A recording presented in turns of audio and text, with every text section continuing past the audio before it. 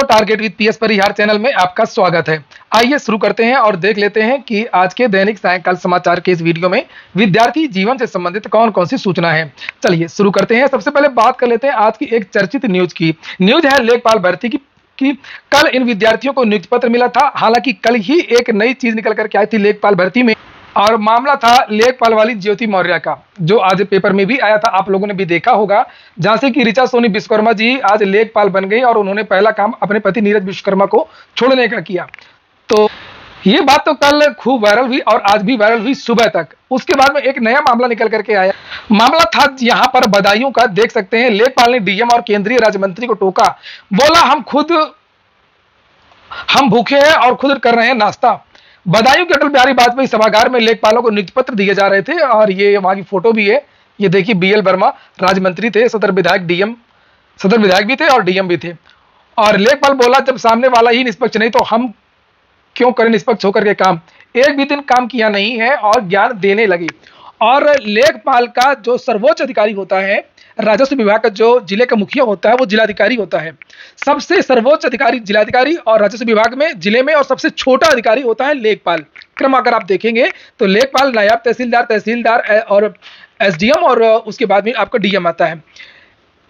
और अपने सर्वोच्च अधिकारी के सामने इस तरीके से पहले दिन जो प्रशिक्षु लेखपाल था उसने ये बातें कही। लिखा है यहाँ पर, लेखपालों को बांटे जा रहे थे नियुक्ति पत्र। समारोह में डीएम व केंद्रीय राज्य मंत्री बीएल वर्मा नाश्ता करने लगे।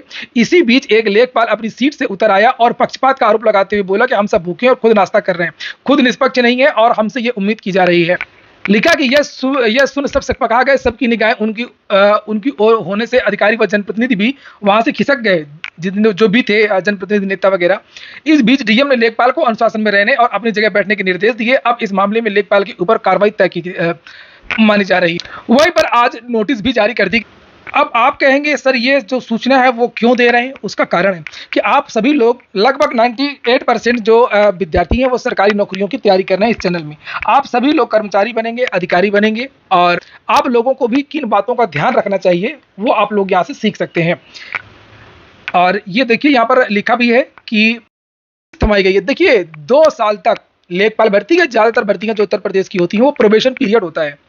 आपकी ट्रेनिंग होती है, भले ही 6 महीने बाद, 4 महीने बाद आपको बस्ता या गांव आवंटित कर दिया जाए, लेकिन वो एक प्रोबेशन पीरियड होता है। उसके बाद में ट्रेनिंग कंप्लीट होने के बाद में आपका एक और एग्जाम भी होता है। अभी तक आपको, जब तक ये ट्रेनिंग और प्रोबेशन पीरियड रहेगा, तब तक केवल आपको मूल वेतन मिलता है। और ऐसी गलतियां नहीं करनी चाहिए। कितनी मुश्किल से नौकरी मिलती है और इतनी बड़ी बात भी नहीं थी।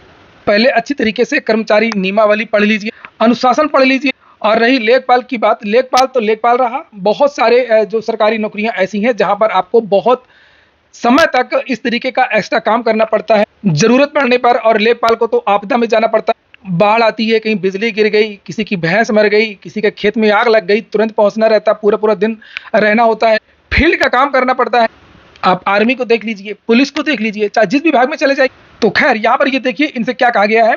लिखा, उक्त कार्यक्रम में मुख्य अतिथि बीएल वर्मा, माननीय खाद्य वितरण एवं सामाजिक न्याय एवं अधिकारिता राज्य मंत्री भारत सरकार एवं श्री महेश गुप्ता, माननीय सदर विधायक श्री प्रेम स्वरूप पाठक, माननीय पूर्व सदर विधायक आदि उपस्थित थे। माननीय मुख्य अतिथि महोदय के संबोधन के बाद जिलाधिकारी महोदय बदायूं के धन्यवाद ज्ञापन के उपरांत जब मुख्य अतिथि महोदय एवं जिलाधिकारी महोदय बदायूं के मध्य आपसी बातचीत हो रही थी, तब उसी बीच डाइस पर पहुंचकर आप द्वारा प्रोटोकॉल का उल्लंघन करते हुए अनुशासनहीनता का परिचय दिया गया।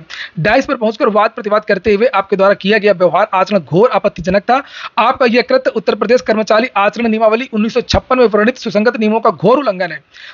अतः उपरोक्त के संबंध में स्थिति स्पष्ट करते हुए अपना स्पष्टीकरण अधोहस्ताक्षरी के समक्ष 2 दिन के भीतर प्रस्तुत करें। यदि आपके द्वारा नियत अवधि में स्पष्टीकरण प्रस्तुत नहीं किया जाता है तो समझा जाएगा कि आपको उपरोक्त संबंध में कुछ नहीं कहना है। तदनुसार आज दिनांक 10 जुलाई को ही अनुशासनहीनता के लिए आपकी योग्यताओं को समाप्त करने पर विचार किया जाएगा, जिसके लिए आप स्वयं जिम्मेदार होंगे। उप जिलाधिकारी बताएं। तो जितने भी नवनियुक्त लेखपाल हैं या जो भी लोग प्रोबेशन में रहते हैं, नए रहते हैं, तो वो पहले समझें नौकरी को, आचरण नियमावली को समझें, कर्मचारी नियमावली को समझें, प्रोटोकॉल को समझें। लेखपाल वही होता है डीएम के सामने, एसपी के सामने जो सिपाही। कल्पना करिए कि सिपाही क्या जो एसपी होते हैं उनसे इस तरीके से बात कर सकता है। चलिए, और अगली जो सूचना है, हर चीज़ कुछ न कुछ ज्ञान देती है। और अगली जो सूचना है वो TGT, PGT, LT, UP triple SC और सभी भर्तियों को लेकर के जितनी भी रिक्त पद हैं उत्तर प्रदेश में, उनको लेकर के जो आज प्रदर्शन हुआ था उसको लेकर के। तो ये आप तस्वीरें देख सकते हैं। ये पत्थर गिरजाघर प्रयागराज में है। प्रशासन की तरफ से आज एसीएम आए थे। उनके सामने विद्यार्थियों ने ज्ञापन में जो बातें हैं, ये युवा मंच के संयोजक हैं राजेश अचान जी, और ये यहाँ पर अनिल सिंह जी हैं, और भारी पुलिस बल पीछे, ये देख सकते हैं आप लोग।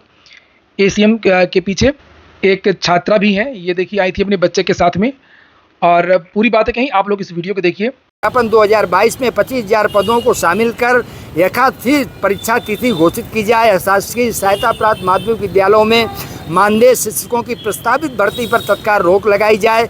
इसके अलावा सुप्रीम कोर्ट के आदेश के तहत रिक्त हुए तदस्थ शिक्षकों के पदों का अध्यासन भेद कर इन रिक्त हुए पदों को भी जल्द से जल्द भरा जाए। प्रतीक्षा सूची 2016 व 2021 के सभी पदों को जल्द भरा जाए। असिस्टेंट प्रोफेसर परीक्षा तिथि घोषित की जाए। पेपर लीक के उपरांत रद्द की गई पुलिस भर्ती की पुनर्परीक्षा की तिथि घोषित की जाए। एलटी व प्रवक्ता और बीईओ के सभी रिक्त पदों पर तत्काल विज्ञापन जारी किया जाए। अधीनस्थ सेवा चयन आयोग समेत अन्य चयन संस्थाओं में अधर में लटकी हुई भर्तियों को समयबद्ध पूरा किया जाए। तकनीकी संवर्ग में बिजली विभाग में 50,000 सृजित पदों में 50% से ज़्यादा रिक्त व सिंचाई विभाग में 20,000 रिक्त पदों समेत करीब 1 लाख रिक्त पदों को भरने के लिए आवश्यक कार्रवाई की जाए। लेखपाल यूपीएसआई समेत समूह ग के सभी रिक्त पदों को भरने के लिए आवश्यक कार्रवाई की जाए। प्रशासनिक अधिकारियों के करीब 20,000 रिक्त पदों को तत्काल भरने के लिए आवश्यक कार्रवाई की जाए। बेसिक विद्यालयों में सरकारी आंकड़ों में रिक्त 1,26,000 पदों को भरने के लिए तत्काल विज्ञापन जारी किया जाए।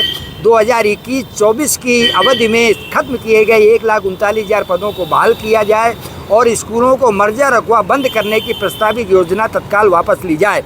उस प्राथमिक विद्यालयों में 46,000 बीपीएस शिक्षकों के पदों का सृजन कर विज्ञापन जारी किया जाए। इसके अलावा उच्च प्राथमिक विद्यालयों से लेकर माध्यमिक विद्यालयों तक कंप्यूटर शिक्षकों के पदों का सृजन कर प्रत्येक विद्यालय में न्यूनतम एक नियमित शिक्षक की नियुक्ति की जाए।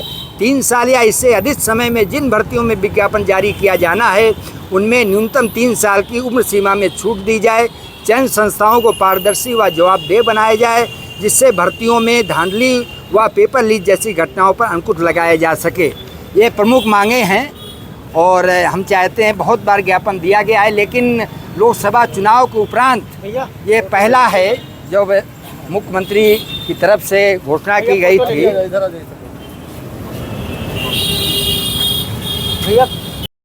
तो आज आश्वासन तो दिया गया कि हम भाई आपकी बात जो है आप शासन तक पहुंचाएंगे, आपकी जो भी बातें हैं, जो उचित प्रक्रिया है। लेकिन सबसे बड़ी हैरानी की बात यह है कि इतने लाखों विद्यार्थी आवेदन करते हैं, लेकिन धरना प्रदर्शन में देखिए मुश्किल से 20, 22 या 25 लोग पहुंचे थे।